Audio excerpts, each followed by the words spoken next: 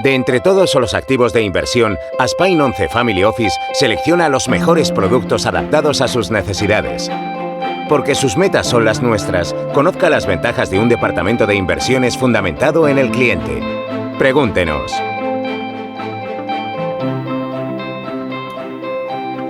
Buenos días y bienvenidos a un programa más de Inversión con Nombre Propio. En el día de hoy hablaremos acerca de la estrategia Value, ¿no?, que muchos conocéis ya, pero sobre todo teniendo en cuenta la política monetaria expansiva que se prevé que se pueda dar en este año 2024 ante bajadas de tipos por parte de los bancos centrales, ¿no?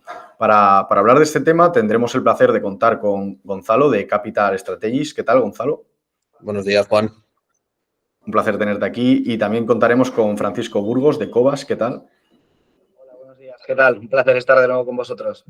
Igualmente. Me gustaría empezar contigo, Gonzalo, y sobre todo para aquellos oyentes, ¿no?, que quizás no estén tan familiarizados con las diferentes estrategias y, lógicamente, teniendo en cuenta que a la hora de gestionar, ¿no?, un fondo siempre se busca pues comprar barato y vender caro, ¿no?, lógicamente. ¿Cuáles serían las principales características que diferencian el value investing de otras filosofías o otras estrategias de inversión? Fenomenal. Pues oye, buenos días a todos. Gracias por invitar a Capital Strategies al podcast. Y bueno, pues aprovechando las nuevas tecnologías, le he hecho esta pregunta a ChatGPT y la respuesta que me ha dado es que la inversión en valor o inversión value es comprar aquellos activos que el mercado no está valorando correctamente, ¿no? Y la realidad es que nosotros estamos de acuerdo en eso. Al final, la inversión en valor, lo que te centras sobre todo es en las valoraciones de las compañías, en buscar valor en las compañías. Y bueno, a diferencia un poco de lo que dice ChatGPT, nosotros vamos un poco más allá.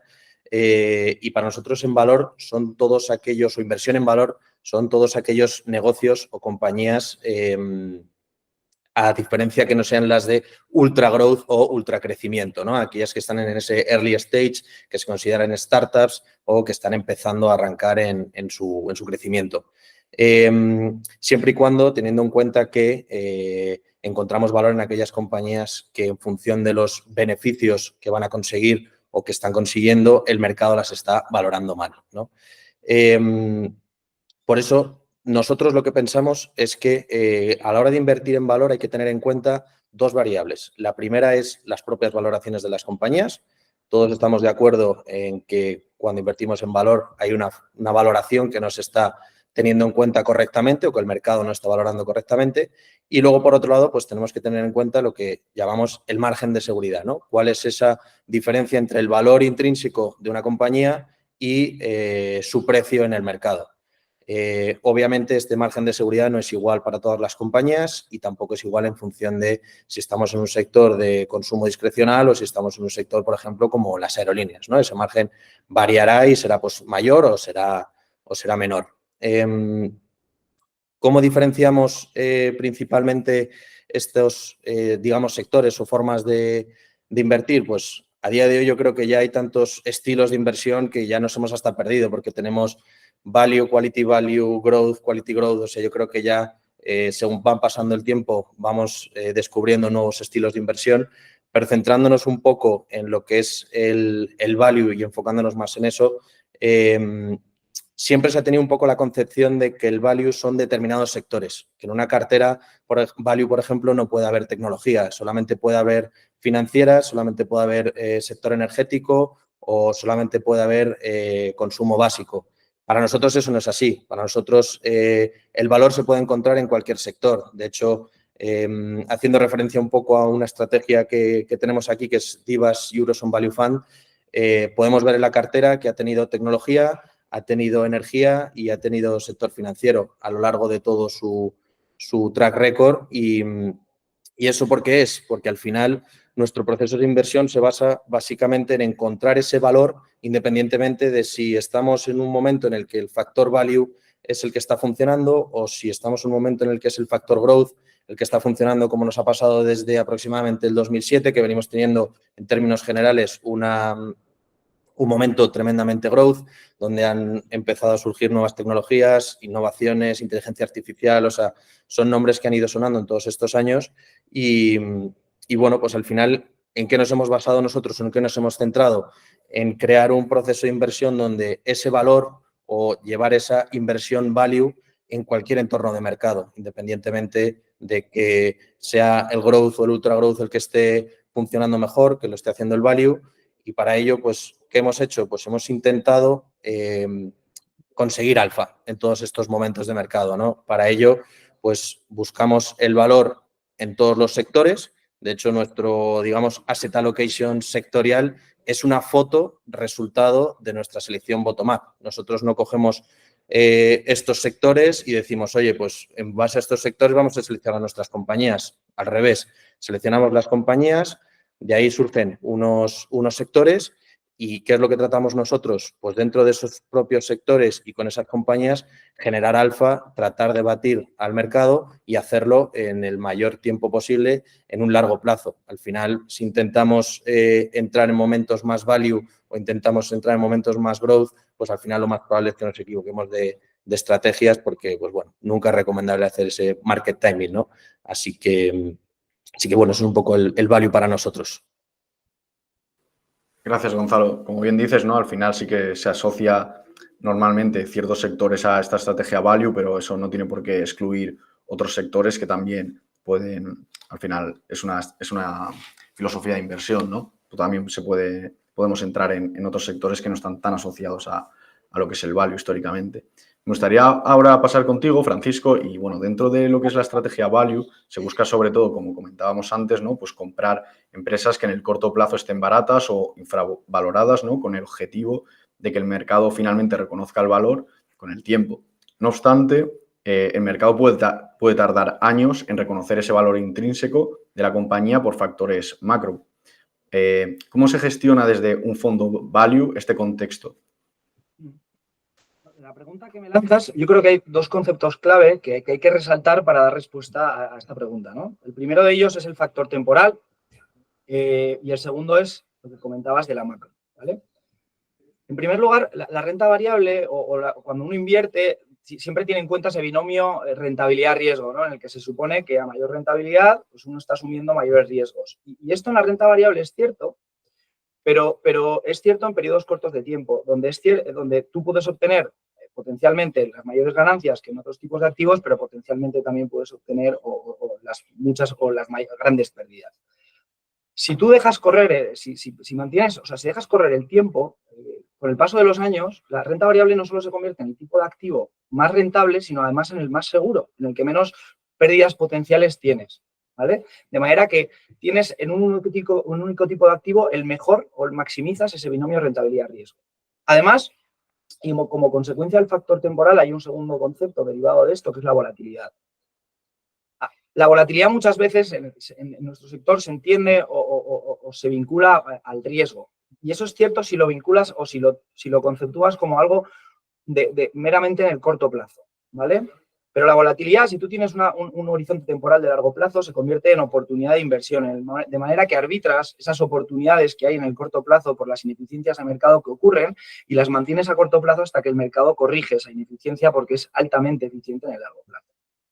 La segunda pata que comentabas es la macro, ¿vale?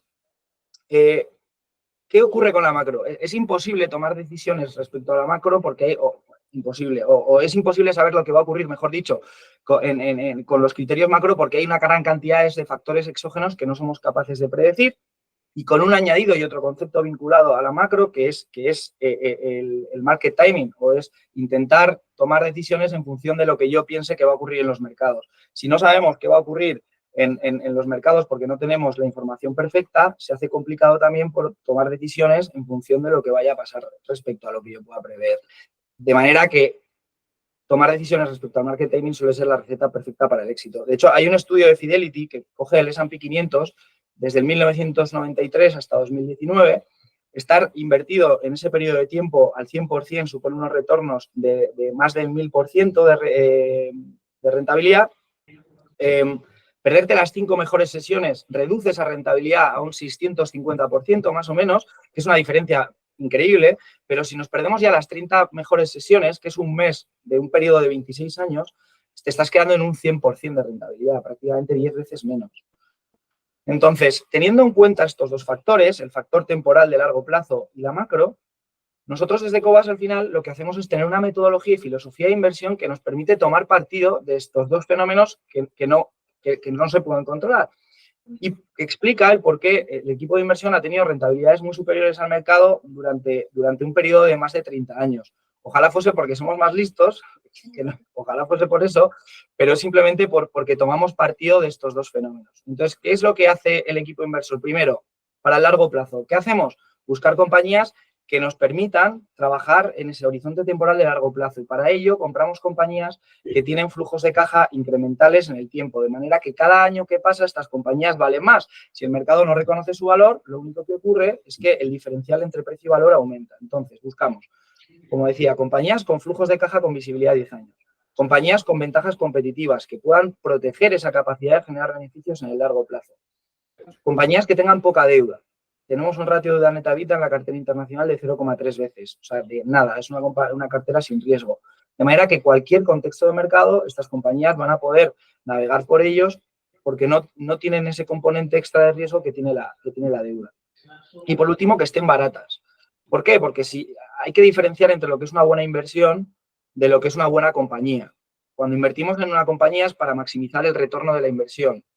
Y a veces hay compañías que son muy buenas, pero están muy caras. Si compramos compañías que están baratas, lo que hacemos es que probablemente aumentemos las probabilidades de obtener mejores retornos. ¿Vale? Esto en cuanto a largo plazo, es decir, compramos compañías que nos permitan viajar o mirar a ese factor de largo plazo con garantías. Y luego la macro.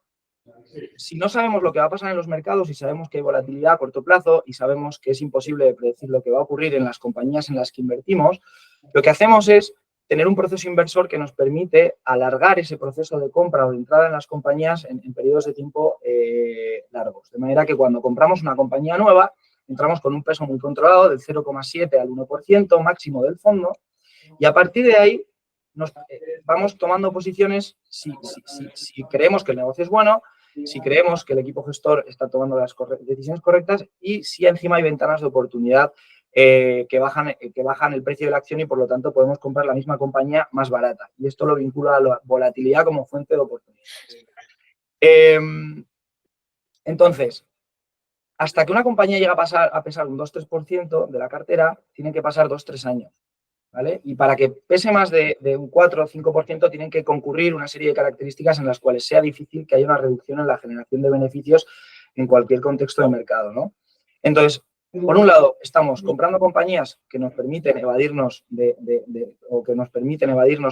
tiempo, que nos van a acompañar y van a crear valor de manera continuada, aunque el mercado no lo reconozca, y encima estamos tomando ventaja de esa imposibilidad de prever la macro. Estamos alargando el proceso de entrada en las compañías, tratando de comprar cuando se abren ventanas de oportunidad, porque la macro eventualmente castiga un negocio, no porque sus fundamentales sean malos, sino por un pánico de mercado o porque ven algo o porque hay una crisis en un sector o no les gusta o no está de moda, de manera que vamos rebajando el precio medio cada vez que se abren este tipo de ventanas de oportunidad. Y es de lo que se trata, ¿no? De tomar ventaja del factor temporal y de la volatilidad en el corto plazo de ineficiencia que existe en los mercados. Gracias, Francisco. Como bien dices, ¿no? Al final se trata de esa búsqueda a largo plazo de valor y sobre todo posicionarse pues, en empresas que se puedan comportar bien en cualquier entorno macro, vaya. Me gustaría volver ahora contigo, Gonzalo, y entrando más en lo que es la macroeconomía y teniendo sobre todo presente que en este 2024 se puede dar un escenario de bajadas de tipos, ¿no? ¿Cómo creéis que puede afectar una política monetaria expansiva a empresas que se puedan considerar dentro de lo que podemos denominar universo value, ¿no? Y si esto puede crear que vayan a verse menos beneficiadas que empresas que podemos decir de crecimiento. Efectivamente, en una política monetaria expansiva, el growth tiene que hacerlo un poquito mejor, ¿no? Al final bajan los tipos de interés. Estas empresas que normalmente suelen tener bastante deuda, sobre todo si están en la parte inicial de su proceso de crecimiento, pueden refinanciar esa deuda y seguir creciendo. Se fomenta la inversión de inversores hacia pues, ese tipo de compañías más innovadoras, más disruptivas. Pero al final, eso no significa que las compañías value se vayan a ver perjudicadas. Si es verdad, al final la bolsa es un juego de suma cero, donde sale dinero, entra en otro lado y así, ¿no? Entonces, si sales y entra más en growth, estará saliendo algunos nombres value, pero también es un momento en el que se abren muchísimas oportunidades. Por lo tanto, aquí donde gana realmente importancia es en la selección de compañías, ¿no? Hablaba Francisco precisamente de esta selección de compañías y lo importante que es seleccionar compañías que tengan calidad y al final pues vamos a entrar en un momento en el que el value puede seguir haciéndolo bien, pero obviamente reforzando esa selección en compañías que tengan efectivamente la calidad que se requiere, ¿no? Para seguir creciendo. En términos generales, nosotros llevamos desde el 2007 aproximadamente en un escenario growth, por así decirlo, como he comentado antes, y por ejemplo, en el caso de nuestra estrategia no significa que se haya comportado mal desde el 2007. Al contrario, de hecho, se ha comportado bastante bien, ha ido batiendo a su índice de referencia año a año. Siempre hay excepciones, por supuesto, no tenemos la bola de cristal, pero en términos generales ha sido un performance excepcional. Y todo eso, ¿cómo ha sido? Pues gracias al análisis de las compañías, a ver las compañías de una forma distinta. Te voy a poner un ejemplo. En este caso es una compañía automovilística, ¿vale? Para que veas un poco cómo vemos nosotros las compañías o qué prisma le damos a esa visión. Siempre, por supuesto, pensando en el largo plazo, ¿vale? Por ejemplo, esta compañía automovilística en concreto, ¿qué es lo que ha pasado? Durante todos estos años han sacrificado ese 3-4% de margen en su EBIT. ¿Por qué? Porque estaban buscando adaptarse a esta innovación de los vehículos eléctricos. ¿Qué es lo que pasa? Cuando ves que una compañía está quitándose margen de un 3 o un 4%, hay muchos fondos de inversión, muchos inversores que salen de esas compañías. Ahí se abren oportunidades.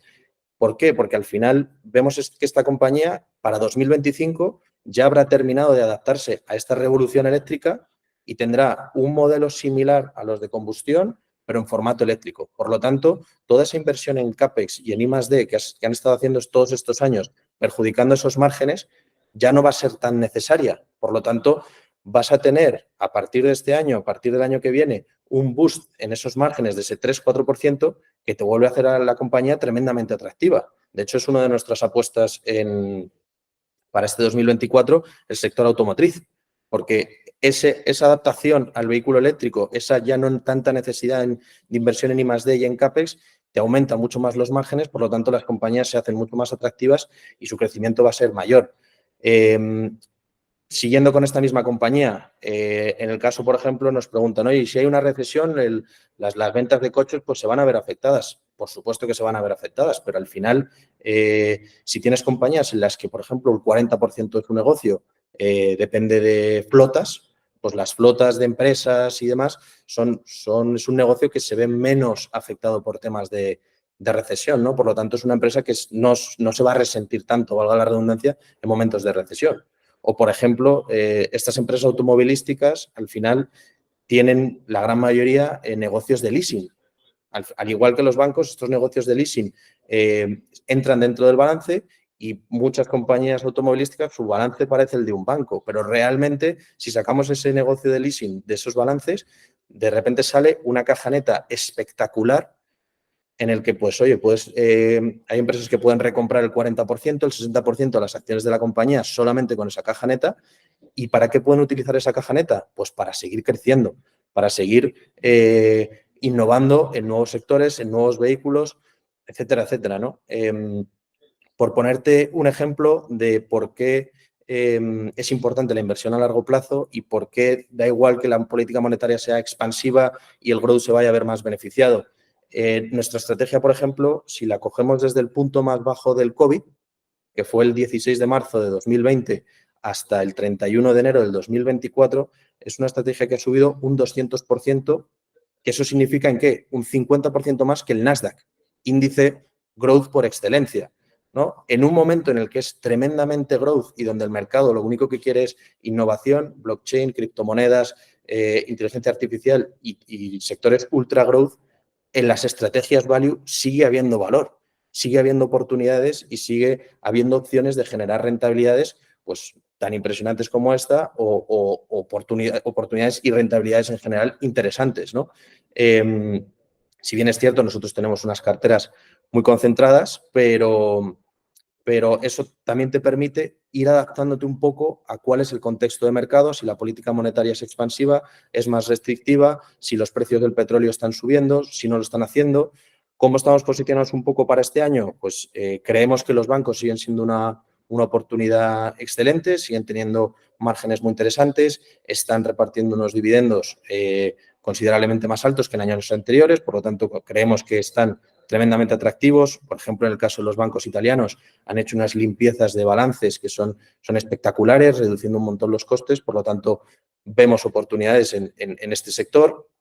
Vemos también oportunidades en el sector de la industria básica, en el sector de los materiales y también, por ponerte un ejemplo de sectores un poco más growth, pues estamos viendo oportunidades en consumo discrecional. Tenemos en la cartera compañías que se dedican a servicios de Internet, e-commerce, sectores del lujo, sectores un poquito más asociados al growth. Y lo que te comentaba antes, el value no es solamente estar posicionado en energéticas y en financieras y en ese tipo de sectores, sino que en sector del lujo, sector growth, sector tecnológico, sector growth, para el 2024 estamos viendo oportunidades en las que vamos a aprovechar para sacar ese alfa del que también hablaba anteriormente. No quiero terminar esta frase sin mencionar a Berkowitz, que decía que rentabilidades pasadas no aseguran rentabilidades futuras, pero está claro que el valor es el motor de rendimiento a largo plazo. Gracias, Gonzalo. Al final, ¿no? Incluso cuando los inversores o los mercados tienen el foco más puesto incluso en un sectores más grow, no lo ha seguido haciendo bien el value al final, ¿no? Por último, volviendo con Francisco y sobre todo pensando que después de vivir unos años algo complicados para la renta fija, parece que todo el mundo coincide en la oportunidad que se ha abierto ahora en este año y donde posicionarse en este mercado, ante las bajadas de tipos que se esperan para este año. Como digo, no puede ser una oportunidad. ¿Crees que se puede invertir en renta fija desde un sesgo value o desde un punto de vista con esta estrategia? Parafraseando a Charlie Munger, que descanse en paz, al final decía que todo tipo de inversión, toda inversión es value. Todo el mundo compra algo pensando que vale menos, o sea, todo el mundo paga por algo pensando que vale menos de lo que va a valer a futuro, ¿no? Y si no, no lo compraría. Volviendo o partiendo otra vez como comentaba en la primera pregunta que me has hecho, de la premisa de que los mercados son ineficientes, a corto plazo, obviamente que se puede invertir en renta fija desde un ángulo value.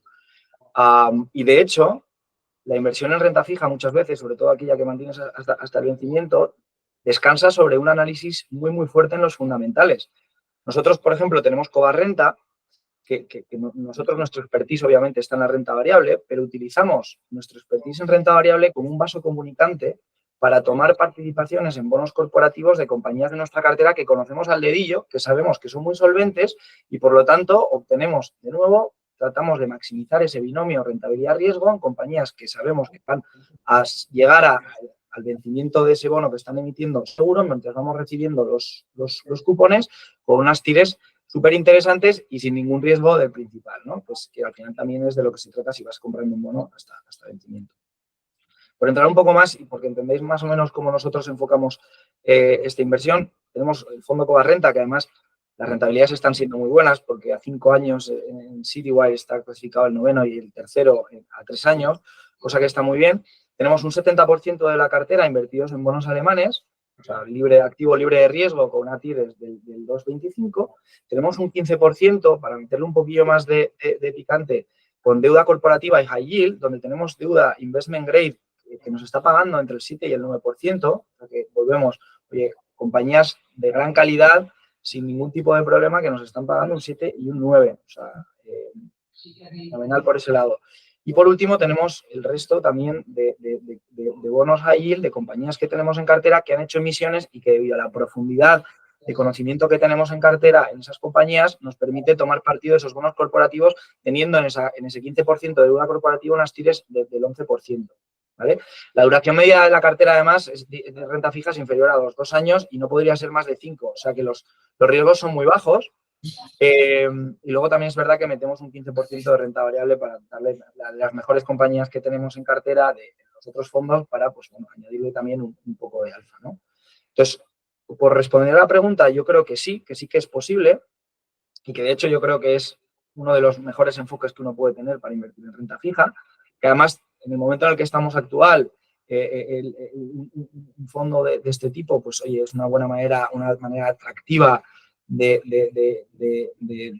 diversificar y de complementar una cartera de renta variable, pero sí que también es cierto, y volvemos al tema del market timing, es importante tener adherencia en las tesis y no utilizarlo como, bueno, pienso que ahora mismo el mercado va a pasar tal y por lo tanto compro este fondo de cobarrenta que me va a proteger. Yo creo que es importante adherirse a las tesis y tener una cartera muy bien estructurada donde tengas claro que si tienes un fondo de renta variable que tiene una inversión a largo plazo, lo mantengas en ese largo plazo, y si quieres tener también esa exposición a renta fija porque crees porque quieres tener pues, las bondades de la renta fija o esas características dentro de tu cartera global, pues también con esa visión de largo plazo y tratar de ser lo menos oportunistas, porque yo creo que al final muchas veces eso es la receta para ir siempre por detrás del mercado, ¿no? Entonces, fundamental yo creo que es adherirse a las apuestas que uno hace en su cartera de inversión. Muchas gracias, Francisco. Pues nada, finalmente, después de darnos un poco más de luz sobre esta estrategia, ¿no? Sobre todo en este contexto macro que estamos viviendo, simplemente daros las gracias tanto a Francisco como a Gonzalo y desear veros pronto. Muchas gracias, Juan. Muchas gracias. Y un gusto compartir espacio contigo, Gonzalo. Igualmente, Francisco. De entre todos los activos de inversión, Aspain 11 Family Office selecciona los mejores productos adaptados a sus necesidades. Porque sus metas son las nuestras, conozca las ventajas de un departamento de inversiones fundamentado en el cliente. Pregúntenos.